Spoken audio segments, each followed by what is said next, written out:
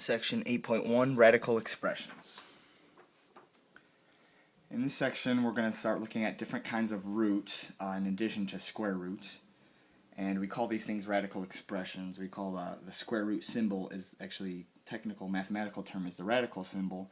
So radical expressions are going to be any expression that involve a certain kind of root, whether it's a square root or a root that is larger than a square root. A square root, we'll start with that, is the inverse operation of squaring a number. So, for example, the square root of 36, that is equivalent to 6, because if we took 6 and squared it, it would give us 36. So when you square root something, you're asking what number times itself gives you the value underneath that radical symbol, underneath the root. You might not have thought of this, but because there are other kinds of roots, with a square root, there's really a hidden, what we call an index of a 2 on that root. And that's why we're looking for what number times itself twice. So you have 2 factors of 6 giving you 36. So on every square root, there's kind of an implied 2 as what we call as the index. Okay, whatever kind of root we're taking, we call that the index. So now we're going to look at roots that have higher index. So when you have a number, in these you will see the number written on top of the radical symbol. So if we have some number that we're taking a certain type of root of, so if we're taking a root of x, whatever number's up there, if this equals y, then that tells us that y raised to that power has to give us the x value, whatever was underneath the root. Okay. We call a root that has an index of a 3 on it, we call that a cube root. Okay, that's the inverse of cubing something. We don't really have a name for anything higher than 3, so we just call a root that has an index of a 4, we call it a 4th root. If we have an index of a 5, we call it a 5th root, and so on from there. We don't really give anything a special name after a square root and a cube root. Okay. So just some basic examples using higher roots. If we're asking for what is the cube root of 64? Well, answering that, we would have that 64, or the cube root of 64 equals 4. And again, the reasoning, because 4 to the 3rd power, 4 cubed, gives us 64. Okay. And then the next example, what is the 5th root of 32? So you're asking what number to the 5th power will give you 32. So here our answer would be 2. Again, reasoning, because 2 to the 5th power equals 32. Okay. Now we have some special cases of roots. Sometimes when we're using negatives and positives, that kind of changes some things up. So we'll take a look at these. So some special cases of roots. We're going to start by discussing the other side, the second possible answer where you could get when you square root something. When we say the square root of 100, we're thinking what is the number that times itself, or what number squared will give you 100. So the square root of 100, probably most of you, if not everyone, would know that that is 10, because 10 squared gives you 100. But also, negative 10. Okay? If we take negative 10 and multiply it by another negative 10, this gives us 100 too. Okay? So when we square root something, we actually get a positive and a negative root when we take a square root. So I guess this first case is kind of what we just looked at right now, is just an example to explain. If n is an even root, and x is a positive number, then taking the nth root of x is going to give you 2 roots.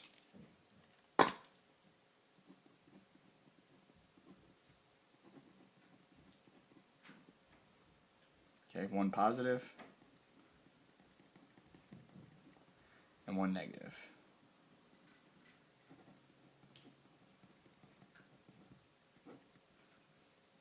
Okay. So that example above actually works with that case. So really, there's kind of like a line here. Now this next example goes with case 2. Okay, we're kind of using these examples to develop the properties.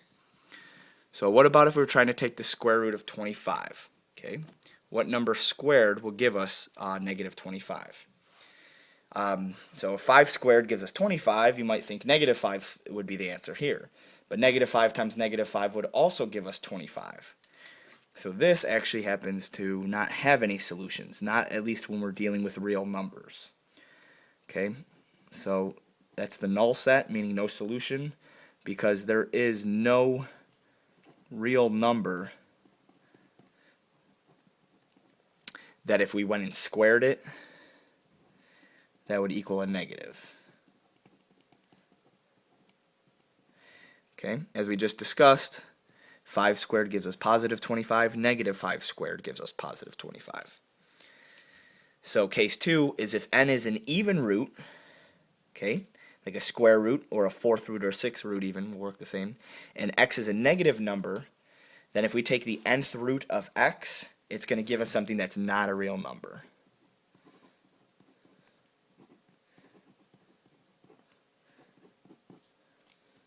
Okay.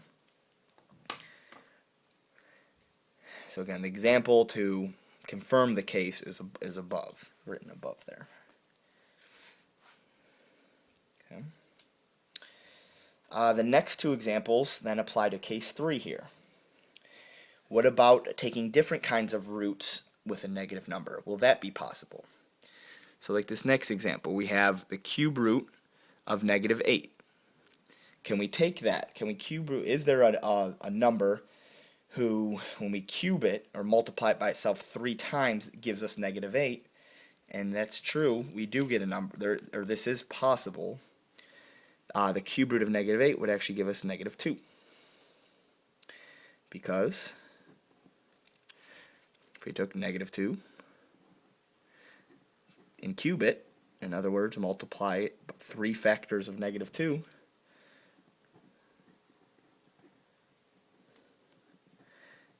it'd give us a negative 8. So also the cube root of 8, well, that would give us a positive 2. Because 2 cubed gives you 8. So that brings up the third case. If n is odd, if we're taking an odd root, then if n is an odd root, then the nth root of x has only one possible root. There's not 2 numbers that will end up giving us back to negative 8, and there's not 2 numbers that will get us back to positive 8. So in this, unlike case 1, okay, square root of 100 had 10 and negative 10, because we're taking even root of a positive number. If we're taking an odd root of a positive number, like right here, we're only going to get one possibility. So odd root of a positive number, the only root is negative 2. Odd root of odd root of any number, doesn't have to be positive. Positive or negative, when we take an odd root, we only get one possible answer. Okay, so to fill in the rest of this case, the nth root of x, if n is odd, it only has one root.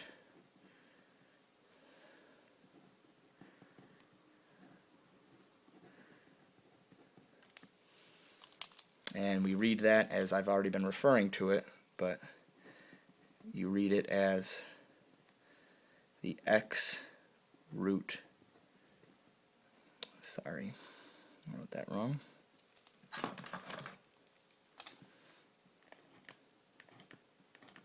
It is read as the nth root of x. Okay, It's like we had set up above. You can call it taking a fourth root, or taking a fifth root, or taking a sixth root, whatever that number is there above the radical symbol. We just read it that way. Okay, on the next three examples, kind of apply what we just learned in the three cases. So fourth root of 81, we have a positive number. We are taking a even root, so we actually have two possible answers. I mean, fourth root of 81 equals 3, but also negative 3. Okay, again, because 3 times 3 to the fourth power gives you 81, negative 3 to the fourth power equals 81. But I believe you'll see in these sections, most of the time my math app just wants the positive solution, so it'll really just be asking you for the positive 3. If the question asks you for both roots, you have to list both. Whereas typically, if they wanted the negative root, it would be listed like this. What is the negative fourth root of 81? And so taking the fourth root of 81, we'd get 3, but then applying that negative that's out front will give us the negative 3. Okay? So typically, if they want the negative root, they'll write it this way. So you really don't need to worry about that negative root on the first example we looked at. And then the last example written here, we're taking an even root of a negative number. Okay, this is just like trying to square root a negative number. We can't take an even root of a negative.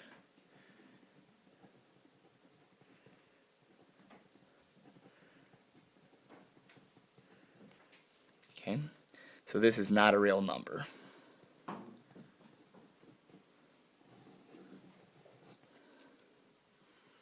That kind of demonstrates those three cases we just looked at.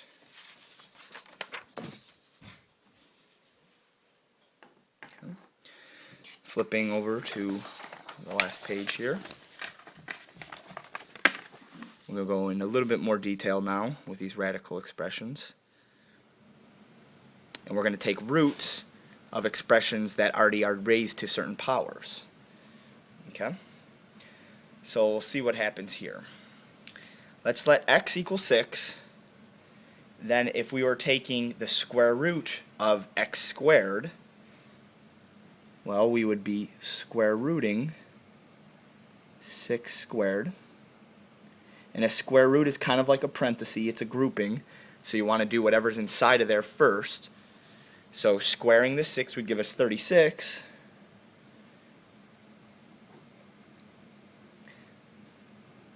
But then if we were to square root 36, it gets us back to 6. Okay? So it looks like square rooting something and squaring them are kind of these inverse operations, as I explained earlier. If you apply the square root, if you square something and then square root it, it gets you back to where you started with. Somewhat. But let's follow the same process if we let x equal negative 6. If we have our square root, and we are taking negative 6 and squaring that, well, again, squaring negative 6. Negative 6 times negative 6 would give us a positive 36. And if we are square rooting 36, this will get us back to positive 6. So most of these cases, again, if they want the negative root, they'll have the negative written out in front of the radical symbol. So you see in this case it almost gets us back to what we started with, but it kind of takes you back. When you square something, it gives you a positive, so then when you square root it, it gets you back to the positive root, not necessarily the negative. So how we write this, to write this rule in general, if we take the square root of x squared, it's kind of as if that square root and the square will cancel each other out. However, it doesn't just get you back to x, because as we saw in this second case, when x was negative, it got us back to the positive x. So what actually it is, how we would have to write it, is it takes us back to the absolute value of x. because it always ends up positive.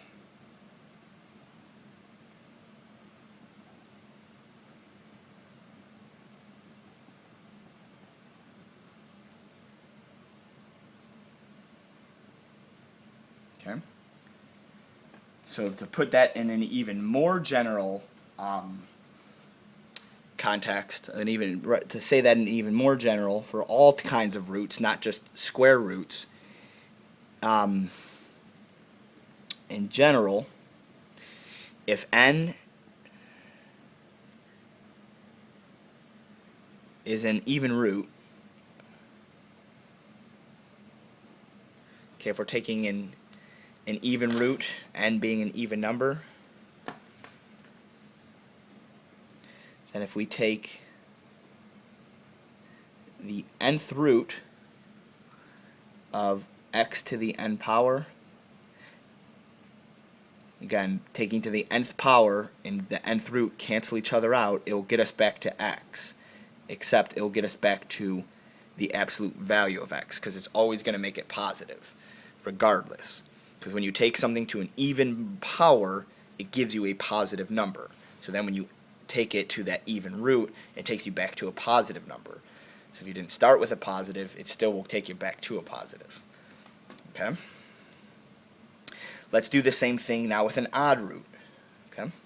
Let's let x equals 4. And if we took x to the third power and then cube rooted it. So let's cube 4 and then cube root it.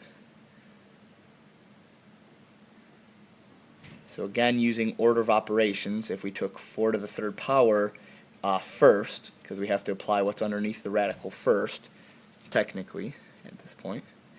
4 to the third power gives us 64.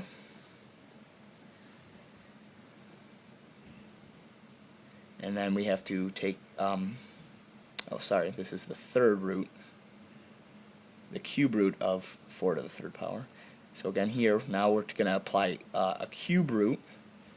So what number cubed gets us to 64? Well, that brings us back to 4. So it looks like here, cubing and cube rooting, even when we have an odd root, an odd power, it just kind of cancels each other out, brings us back to our original value we started with for x. But look what happens when we throw a negative in there. Okay, if we let x equal -4, and then we're going to cube root x cubed. So we're going to cube root -4 to the third power. Well, -4 to the third power, is that going to give us a positive or a negative? Well, -4 times -4 will give you a positive 16, but then that times another -4 will give us a negative 64. Can we cube root a negative number? Well, this we can. We can't take an even root of a negative number, but an odd root, yes, we can do that. So getting that cube rooting -64 will bring us back to -4, because -4 times -4 times -4 gives us -64. So when you take the odd root of an odd power, it actually gets you right back to the original number you started with. Okay, we started with 4, we got back to 4. We started with -4, we got back to -4. Whereas with the even root, an even power, if we start with a positive, we get back to a positive, but if we start with a negative, we get back to a positive as well. So with the even power, we had to write it as it gets us back to the absolute value of x. Whereas with these odd powers, we don't have to write it that way. So in general,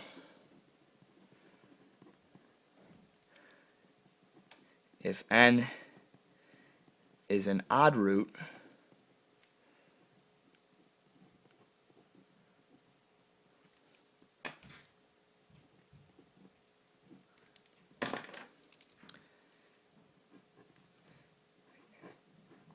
then if we take the nth root of x to the n power,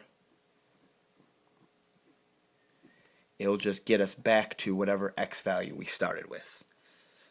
Okay, we don't need to say the absolute value of x, because it's not going to necessarily get us back to a positive. If we start with a negative, like -4 here, it'll get us back to -4. Okay, so the idea is that taking something to a power and then taking the same root of that number, it's going to get you back to what you started with. It's just, if it's an even power, an even root, it's going to get you back to a positive. If it's an odd power, an odd root, it'll get you back to whatever it was you started with to begin with, regardless positive or negative. Okay? So hopefully, that kind of makes sense. All right. Looking at the next few examples, we'll try to apply these, and we'll discuss when we have to throw in the absolute values and when we don't need to. Okay? So in this first example, we're taking negative 5 to the fourth power, and then we were taking the fourth root of that. Well, using our general kind of concept up here, since we are taking an even root in power, it's just going to get us back to whatever the absolute value of the x is that we started with inside the root. So you can think of it as, well, the fourth root and the fourth power are going to, the fourth root and the fourth power are going to kind of cancel each other out, but it will get us back to the absolute value of negative 5. So actually, it will get us to a positive 5. Okay? We can work through all of these that have numbers first. Okay. Well, what about this example over here? We're taking the fifth root of negative 7 to the fifth power. Again, they're the same kind of root. Fifth root, fifth power, those will cancel each other out. But because they're an odd root, an odd power, it'll get you right back to x, whatever it is you started with underneath the radical. So this will actually give us just negative 7.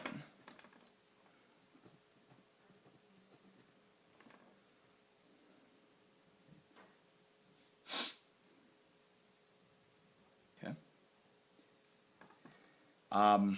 We can handle the other one with a number now down here. We have negative, the opposite of the sixth root of negative 3 to the sixth power. Okay. So our sixth root and our sixth power will cancel each other out, but because we have an odd root, it's going to get us back, it's going to take us back to a positive 3 rather than negative 3. Okay, so this is going to equal the absolute value of the x value we had, or the absolute value of whatever number was under the radical. However, that negative there, that we do need to apply. Okay, sorry, that's sliding off the page.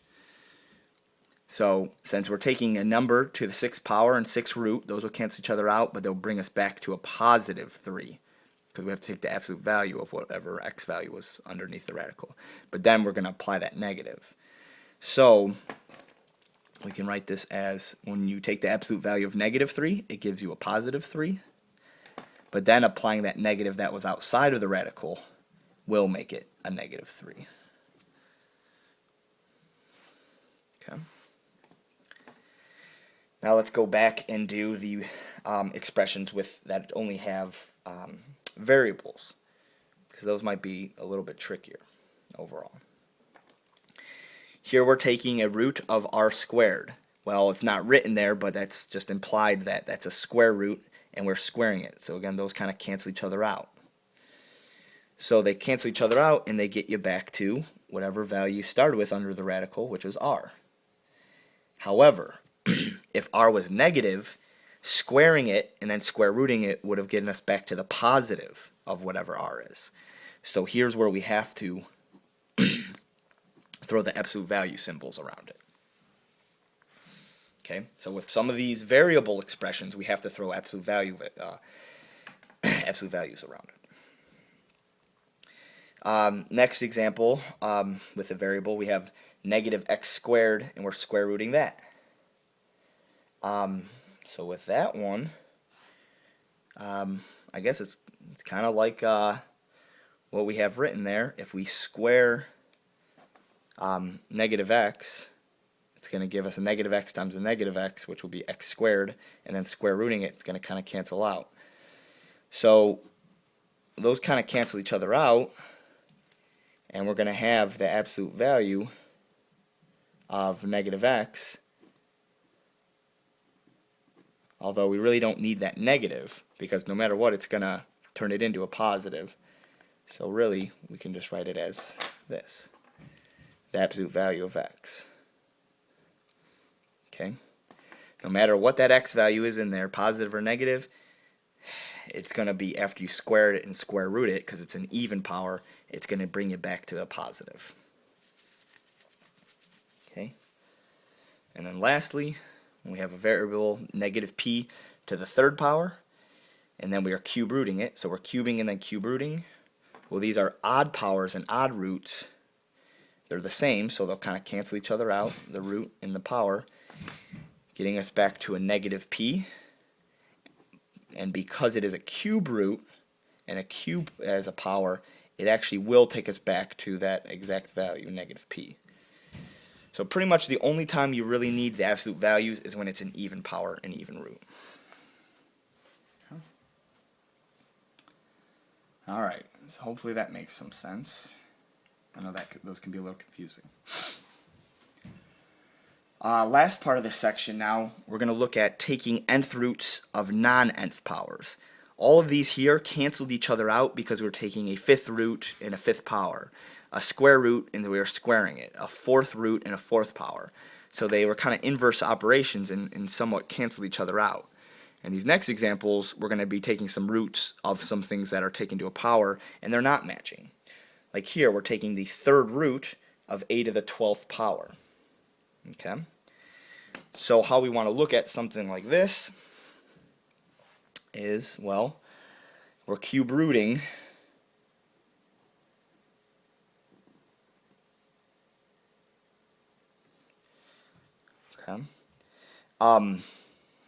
well, a to the 12th, we want to think of it as, can we take something, what power of a, if we cube it, would give us a to the 12th?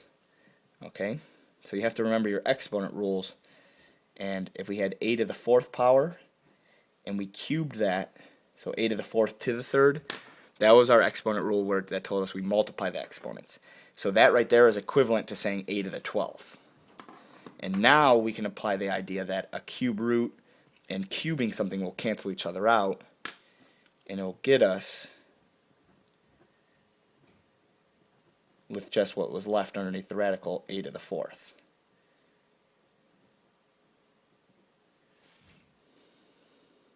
Okay. So in here, do we need the absolute value or not? Okay, well, a to the 4th, first of all, a to the 4th times a to the 4th times a to the 4th would give us a to the 12th. So that's why this is the correct answer. But also, do we need an absolute value around this expression? Well, in this one, a to the 4th is always going to be positive, no matter what.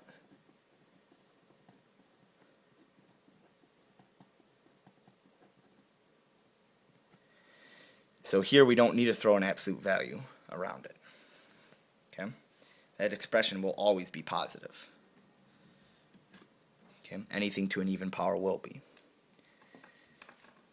On the next example, the fourth root of x to the 20th power, well, that's like taking the fourth root of, we want to break down x to the 20th power as, you know, what power of x could we be taking that if we then took it to the 4th power would give us x to the 20th. So x to the 5th to the 4th power is going to do that. Again, using that exponent rule, 5 times 4 would give us x to the 20th. Okay, so then we could cancel out the 4th root in the power of 4, and it leaves us with x to the 5th. Now this expression, because it's to an odd power, is not necessarily positive.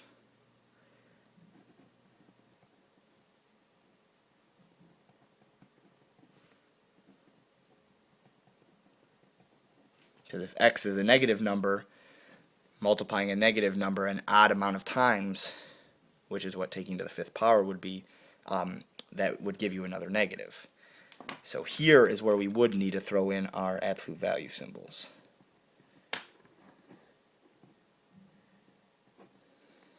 sorry, not a parenthesis, another absolute value bar there and there. Okay. So if you really look at it, look at the two examples we do, we kind of can come up with a shortcut now, too. We had a to the 12th, and after applying a cube root, okay, a root of 3, we got a to the 4th. And then in the other example, when we had x to the 20th and applied a 4th root, we ended up with x to the 5th. If you notice a little pattern happening, is that our power, 20, divided by our root, 4, gives us x to the 5th, our new power. Our power, 12, divided by our root, 3, gives us a to the 4th. So, in general, if you're taking x to the a power and then taking the b root of that, well, you just take your power a divided by your root b, and that's your new exponent on x, or whatever variable. So if we're taking the 12th root of x to the 36th power, rather than doing it how we just did above, we can kind of shortcut our way to the answer. This equals x to the 36 over 12th power. 36 divided by 12 gives us x to the 3rd. So here we have to decide, do we need the absolute value around it? Okay. Well, we do here because x to the 12th, x to the 36th power would give us something positive. And x to the 3rd power isn't necessarily always going to be positive since it's an odd power here. So, because whatever our expression was over here needs to give us something positive, in this expression, if x was negative, technically wouldn't be positive, we do have to throw the absolute value around that. Okay? So then looking at our next example, we have a to the 12th, and then we're square rooting that. Even if a is a negative value, when we take it to the 12th power, it would give us a positive. So whatever our final expression is, it has to show us something that would give us a positive as well. If not, if it's not something that's not necessarily positive, then we throw the absolute value around it. So applying what we know now, a square root has a hidden root of 2 right there. So saying the square root of a to the 12th power is like saying a to the 12 divided by 2 power. So dividing your power 12 by your root 2 gives you a to the 6. Now here, is a to the 6 always positive? Yes. Any number to an even power will always be positive. So this has to get us something positive because we're taking it to the 12th power. This will always give us something positive because we're taking it to the 6th power. Over here, this has to give us something positive because we're taking to an even power, 36. X to the 3rd isn't necessarily always going to give you a positive, so that's why you throw the absolute value around it. And that is all of section 8.1.